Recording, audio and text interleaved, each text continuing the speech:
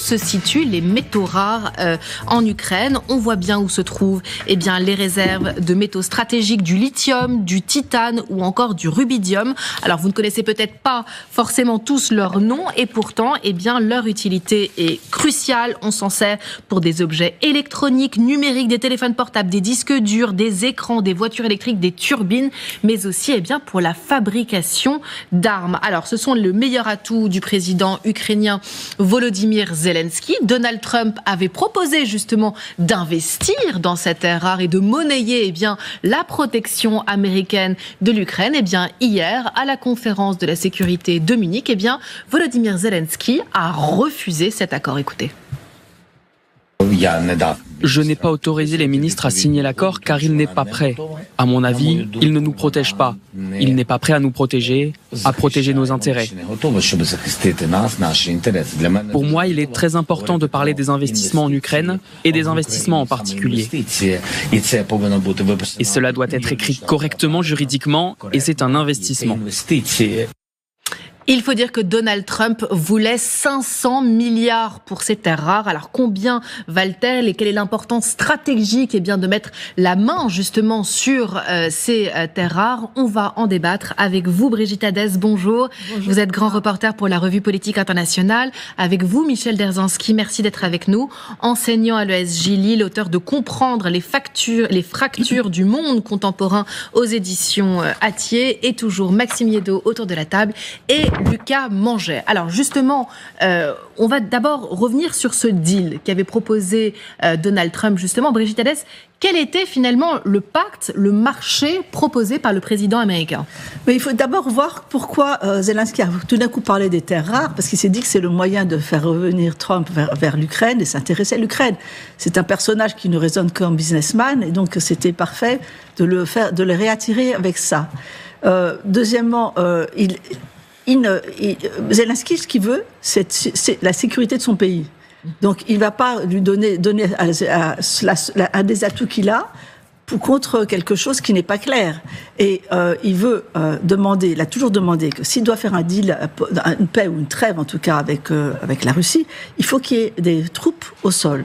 Et donc, ce qu'il demande, c'est qu'il y ait une sécurité, soi-disant une sécurité pour les entreprises en joint venture qui ferait avec les États-Unis sur des terrains, mais c'est en fait la sécurité du pays qui veut donc la présence des troupes américaines.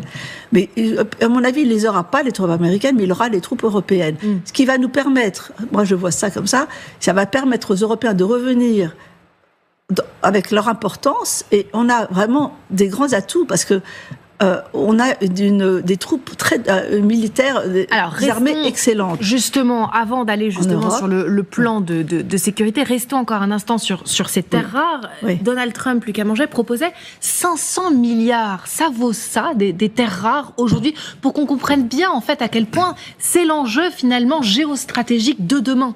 Ça vaut largement plus que ça. Et c'est pour ça d'ailleurs que Zelensky freine des cas de fer, parce qu'il sait que ces terres rares, c'est un investissement pour les 50 prochaines années. C'est-à-dire qu'aujourd'hui, toute l'industrie de l'automobile, de l'intelligence artificielle, de la téléphonie, en gros, toute l'électronique, il y a un besoin absolument gigantesque de ces terres rares. Il faut bien voir que on en parle depuis quelques mois de manière accentuée, mais en fait, les gens qui travaillent sur ce sujet savent pertinemment depuis longtemps à quel point on a besoin de ces terres rares. C'est un enjeu stratégique. Il y aura d'ici 2040, la consommation de ce qu'on appelle de terres rares, donc de minerais précieux, va tripler. C'est pas pour rien, je vous donne juste un exemple. Cette semaine, en France, un peu discrètement, Marc Ferracci, le ministre de l'Industrie et de l'Énergie, était à Orléans. Pourquoi Orléans? C'est le siège du BRGM, le Bureau de la Recherche Géologique et Minière.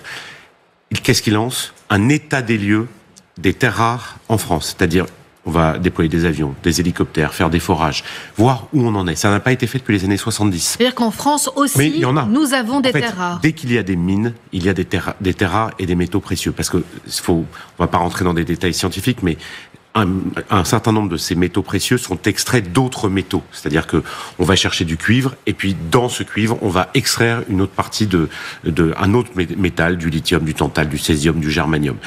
Il y a 5 zones en France qui vont être étudiées très précisément. Je vous les donne: le Massif central, les Vosges, le Morvan, les Pyrénées et la Guyane. On lance un gigantesque plan pour l'année là. Ça avait été annoncé par le président de la République il y a 6 mois. Et là, le ministre lance le BRGM sur une exploration de l'intégralité de ces métaux. Juste un autre chiffre, un dernier. On est passé des années 70 à aujourd'hui de 22 métaux précieux, terres rares, à 55. C'est-à-dire qu'en fait, on en découvre encore. On découvre qu'il y a des besoins. Un téléphone, comme ceux qu'on a tous dans la poche, c'est du coltan. Il y a besoin de coltan pour faire un téléphone portable. Apple, Samsung sont des immenses consommateurs de coltan. Pourquoi est-ce qu'il y a une guerre aujourd'hui dans l'est de la République démocratique du Congo, le Rwanda qui a envahi une partie du Congo? C'est pour mettre la main sur des mines de coltan qui sont une ressource absolument gigantesque financière. Je reviens à l'Ukraine. 500 milliards, votre question, Paola, c'est très peu par rapport aux besoins qu'ont les Américains. Il faut savoir que c'est une guerre commerciale avec la Chine. La Chine a une avance considérable. Alors justement, on va regarder une carte. Voilà. On va regarder une carte justement pour voir les rapports de force, si je puis dire, puisque finalement ces terres rares, elles n'ont de rare un peu que le nom. Regardez, on voit donc 19 milliards, je crois, de tonnes, ou je ne sais pas d'ailleurs quelle est la mesure de cette carte, pardonnez-moi, mais en tout cas... 110 millions. 110 millions de tonnes. Donc 19 millions aux États-Unis, 15 millions au Groenland. On se demande pourquoi Donald Trump lorgne sur ce territoire. Russie, 10 millions et la Chine, 44 millions. C'est-à-dire, Michel Darzansky, en fait, qu'il y a un monopole en fait, chinois sur les terres rares. C'est qu'ils ont une spécificité, les Chinois, c'est ce que disait Lucas tout à l'heure, ils ont une avance. Eux, ils sont déjà sur l'extraction, transformation et mise en place dans tous les systèmes électroniques. Alors que dans les autres pays, on fait ou extraction, et puis après, on n'est pas encore sur la transformation directe. Les Chinois, ils font transformation directe, extraction, transformation directe, ce qui n'est pas le cas. Ce qui est intéressant aussi, et ce qui n'est pas signalé sur votre carte, c'est que la Russie en a 7 millions, et que l'Ukraine en a moins. Ce qui est intéressant, c'est de se dire, tiens, Donald Trump, il va chercher chez les Ukrainiens ce qu'il pourrait trouver aussi chez les Russes. Donc le deal, je ne sais pas, est-ce que ça va être uniquement sur les terres rares ou est-ce que c'est, je dirais, une façon, je dirais, détournée d'arriver à un compromis avec l'Ukraine. Parce que là, ça ne va pas simplement être le fait de mettre la main sur les terres rares. Il faut les extraire, il faut les transformer et il faut après les adapter à tous les systèmes électroniques qui ont été mis là. Or, aujourd'hui, les Américains, ils n'ont pas cette technologie. Les seuls à faire toute la chaîne, c'est les Chinois. Ce sont les Chinois. Donc, il reste un acteur principal pour peut-être Zelensky, c'est de mettre en jeu la Chine face... C'est-à-dire qu'il se vend finalement aux plus offrants, même aux Européens, par exemple. Investissez, c'était ça aussi qu'il disait finalement. Il a une assurance vie, là, Volodymyr Zelensky, et il cherche à savoir qui va exploiter cette terre-là pour avoir un nouveau bouclier, si je puis dire. Oui, parce qu'il ne faut pas oublier que l'Ukraine, c'est un pays de mines, et notamment, ça ne vous a pas échappé, le Donbass, toute cette partie qui a été... pourquoi est-ce que la Russie combat à ce point et essaye de faire main basse en détruisant l'intégralité quasiment du Donbass? C'est pour faire la main basse sur les mines. Mais il va y avoir un enjeu européen et il est déjà en cours. C'est-à-dire que dans les négociations qu'il y a, si l'Europe réussit à trouver une place dans ces négociations, et c'est peut-être l'un des enjeux du sommet en urgence de demain, qui est de se mettre d'accord sur une capacité de négocier avec l'Ukraine directement pour que l'Europe soit une sorte de garant de l'extraction d'une partie des terres rares en Ukraine et, comme vous le disiez, de la transformation. Parce que pour l'instant, on a un retard considérable dans la transformation de ces métaux précieux. Trump sait que en investissant massivement, il pourra essayer de rattraper la Chine. Pour l'instant, l'Europe en est très loin. Mais c'est un enjeu de négociation crucial sur lequel Zelensky, une fois de plus, prouve une capacité de résilience extraordinaire. C'est-à-dire que on parlait pas de ces terres rares au début de l'invasion russe de l'Ukraine. Mais les Russes, eux, savaient déjà ce qu'ils faisaient. Ils connaissaient parfaitement le réseau de mines ukrainiennes.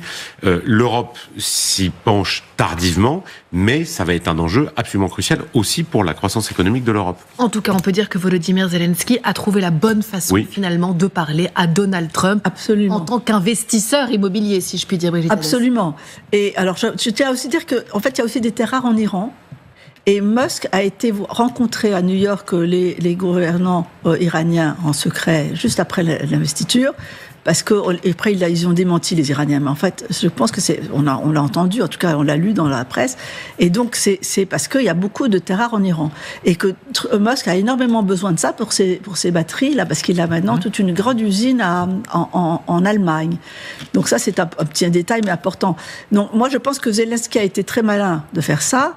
Il fait monter les enchères. Mais de toute façon, comme je dis, c'est un moyen pour l'Europe, c'est la bonne nouvelle, de réintégrer la discussion, parce que ça va être eux qui vont être mis.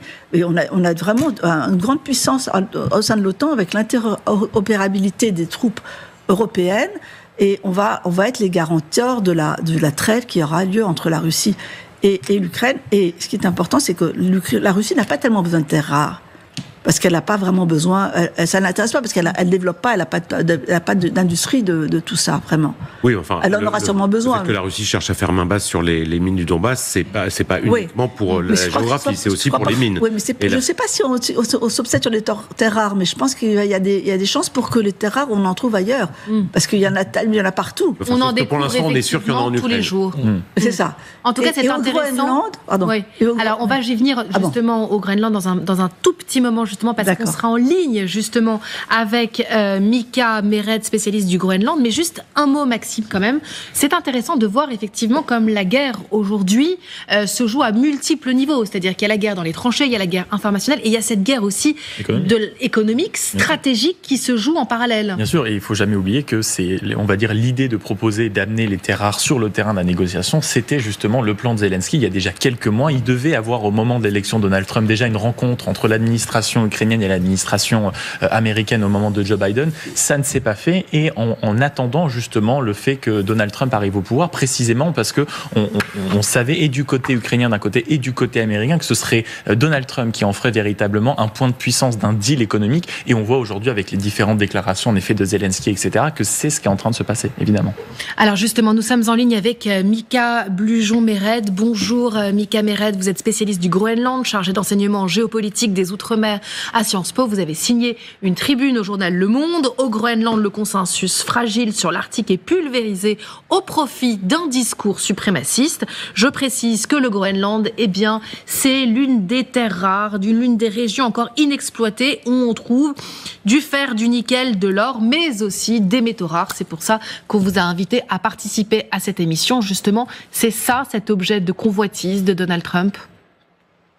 C'est effectivement l'un des objets de convoitise. Bonjour à toutes et à tous. Alors en fait, le sujet du Groenland, il faut distinguer deux choses. Il faut distinguer les terres rares, qui sont 17 métaux bien spécifiques de la famille de l'anthanide, et de l'autre côté, les métaux critiques, qui regroupent une famille beaucoup plus large. Et le gouvernement américain, en 2022, avait identifié 50 métaux critiques pour son industrie, pour son économie, notamment l'industrie de défense, l'industrie de l'IA, l'industrie des hautes technologies, etc., mais aussi la transition énergétique. Et dans ce contexte-là, ce qu'il faut avoir en tête, c'est que le Groenland, c'est un territoire effectivement qui est plutôt vierge et qui regorgerait de 43 des 50 matériaux critiques dans leur ensemble que les États-Unis convoitent, ou en tout cas dont ils ont besoin. Et parmi ces 43 matériaux critiques, il y a 15 des 17 terres rares dont on se parle ici. Alors, vous avez parlé justement de l'industrie de la défense, de ces terres rares donc, qui sont nécessaires pour fabriquer des armes. Aujourd'hui, les États-Unis, s'ils veulent fabriquer de l'armement, ils ne peuvent pas faire sans la Chine. C'est ça l'enjeu, c'est-à-dire avoir une souveraineté de défense ? En fait, quand vous voulez produire pour votre industrie de défense ou pour de l'IA ou pour des supercalculateurs, tout ce que vous voulez qui va toucher aux hautes technologies de l'information, de la communication, de la défense ou de la transition énergétique en règle générale, vous allez avoir besoin effectivement en grande partie de ces fameuses terres rares, donc de ces 17 métaux. Et en réalité, le problème qui se pose à l'échelle mondiale, c'est pas de trouver des terres rares. Le problème qui se pose, c'est de trouver des terres rares de manière suffisamment concentré pour que ce soit commercialement exploitable. Et c'est là que les deux principaux dépôts du sud du Groenland, Kvanefjeld d'un côté et Tangbris de l'autre, ont effectivement une forme d'intérêt. On se parle dans les deux cas à maxima. Je vous donne ici les estimations à maxima, qui restent évidemment à affiner d'un point de vue commercial. On se parle de plus de 40 millions de tonnes de terres rares sur ces 2 dépôts uniquement. On sait aussi qu'il y a d'autres dépôts de terres rares au-delà sur d'autres parties du territoire du Groenland. Mais le problème qui va se poser, il va venir en deuxième phase. C'est-à-dire que pour exploiter ces terres rares, si jamais vous avez un dépôt où il y a suffisamment de concentration, eh bien, il va falloir les séparer dans un premier temps. Et deuxièmement, une fois que vous avez séparé les terres rares du reste des métaux et des matériaux que vous avez excavés du sol, et il va falloir à ce moment-là les raffiner, c'est-à-dire séparer les différentes terres rares, les 17 métaux que j'évoquais, les uns des autres. Parce que vous n'allez pas tout garder. Ce qui est intéressant pour toutes ces industries-là aujourd'hui, c'est le néodyme, c'est le praséodyme, essentiellement pour faire notamment des aimants permanents ou des matériaux semi-conducteurs, mais vous en avoir besoin d'autres également parmi ces terres rares en fonction de vos différents usages, selon que vous vouliez faire des têtes de missiles, des radars ou d'autres choses comme ça. Donc fondamentalement, ce que le Groenland apporterait, bien sûr, et que l'Ukraine n'apporterait peut-être pas, parce qu'on ne sait pas, aujourd'hui en Ukraine, si effectivement les dépôts de terres rares dont le président Zelensky parle sont commercialement exploitables, eh bien fondamentalement c'est cette possibilité de pouvoir...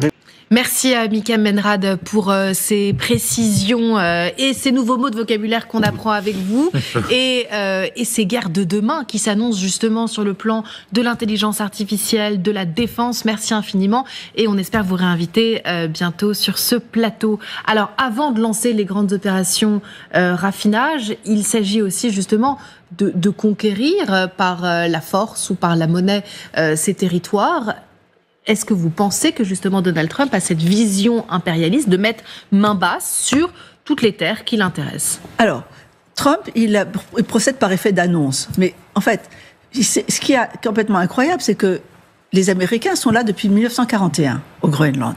Ils ont non seulement des bases, ils sont arrivés avec Roosevelt, parce que Roosevelt voulait protéger cette région importante stratégiquement, parce que n'oubliez pas que la Chine c'est le moyen le plus facile d'atteindre les États-Unis, c'est par le Groenland. Donc c'était toujours très stratégique. En 1941, il a envahi, alors qu'ils étaient pas encore en guerre avec l'Europe. Ils étaient déjà au Groenland et en Islande. Et c'était à l'époque, le Danemark était déjà aussi envahi par la Allemagne. Ben ça, c'est un détail, mais c'est important. Donc, les Américains sont là. Ils n'ont jamais bougé. Ils sont là depuis des années. Il y a NORAD, c'est-à-dire le North American Defense, qui est là et qui est très puissante là. Il y a des troupes au sol, etc. Donc, c'est pas du tout ça. Ce qui se passe, c'est qu'en fait, il y a 2 problèmes. Premièrement, c'est d'extraire. Ça va être très difficile d'extraire ces métaux parce que c'est très hostile. Et c'est pas parce que le changement climatique est là qu'il y aura pas des gros problèmes pour extraire. Parce que après, il y aura des problèmes d'inondation l'été, il y aura plein de choses. C'est pas comme si... Ça va être un ravage écologique, quoi, on peut le dire. Et puis c'est difficile, parce qu'en plus, pour séparer les métaux, il faut beaucoup de chimie, c'est terrible. Mais non seulement ça, mais même, ça va pas être pratique. Mais en tout cas, même si on le fait, ce sera plutôt un joint venture économique avec le Groenland tel qu'il sera. C'est-à-dire, espérons peut-être qu'il va y avoir un référendum dans quelques mois, parce que le Premier ministre Groenland qui existe, même s'ils sont encore attachés un peu avec le Danemark, qui souhaite d'ailleurs pas se débarrasser, mais se défaire un peu du Groenland. Et donc, ça va devenir un État semi-autonome. C'est déjà semi-autonome, mais ça va devenir autonome. Et donc, je pense qu'il y aura des joint ventures entre le Groenland et les États-Unis sur toutes ces choses-là, que les États-Unis vont financer. On en revient. Vous avez une vision un peu optimiste des choses, parce que pour l'instant, c'est pas ce qu'annonce Donald Trump. Est-ce que ce sera rentable? Mais Donald Trump, il annonce des choses. Il les fait. Non, mais c'est là où je suis pas du tout d'accord. Pardon, mais Donald Trump, non seulement, et c'est pas que des effets d'annonce. Donald Trump annonce faire main basse sur le Groenland. Mais c'est déjà le cas. C'est pas la même chose. Bien sûr que la présence américaine au Groenland est extrêmement importante militairement et économiquement depuis longtemps, mais c'est pas la même chose d'être présent et d'annoncer, puis de dire ce pays va nous appartenir. Souvenez-vous. La fin du premier mandat de Trump, il l'annonçait déjà. Il avait fait une sorte d'opération immobilière sur le Groenland en disant « ça s'achète, ces terres-là, ça s'achète ». Il recommence là, sauf que là, il est au début de son mandat. Et donc, la volonté américaine de faire main basse sur les terres rares du Groenland, c'est à la fois un enjeu stratégique, un enjeu économique, mais je pense pas que Donald Trump ait l'idée de faire des joint ventures avec les Groenlandais. Pour l'instant, ce qu'il dit, c'est à nous. Oui, mais il va falloir qu'il le paye, et il paye très peu là pour l'instant. Il a proposé une somme ridicule. Enfin, oui, et donc il va pas attaquer le Groenland avec des troupes américaines. Elles sont déjà là-bas. Justement, c'est ce que je disais, ils sont déjà là-bas. Mais je pense que ce sera beaucoup plus quelque chose et alors là, moi, ce qui m'intéresse de vous mentionner, je pense que monsieur va être d'accord aussi, c'est qu'il y a ça va être très coûteux. Est-ce que ça va être rentable ? Est-ce que ça va être rentable ? La rentabilité des terres rares, c'est des investissements gigantesques, mais que les Américains ont les moyens de faire, puisque c'est des rentabilités à 15 ans. C'est-à-dire que quand on ouvre une mine pour aller chercher des terres rares, c'est des investissements massifs, mais qui vont être de plus en plus rentables à 10 à 15 ans. Donc aujourd'hui, il y a la Chine et les États-Unis ont les moyens de faire ces investissements. Mais c'est certainement qu'ils les ont. Mais est-ce que ça va être rentable ? Ils raisonnent aussi en termes de rentabilité. Alors, en tout cas, ça signe quand même une vision assez capitaliste du monde, justement, où on bafoue les frontières et on joue un peu comme au Monopoly, par exemple, en disant, ça, tiens, il y a des terres rares, je rachète, et ça, je rachète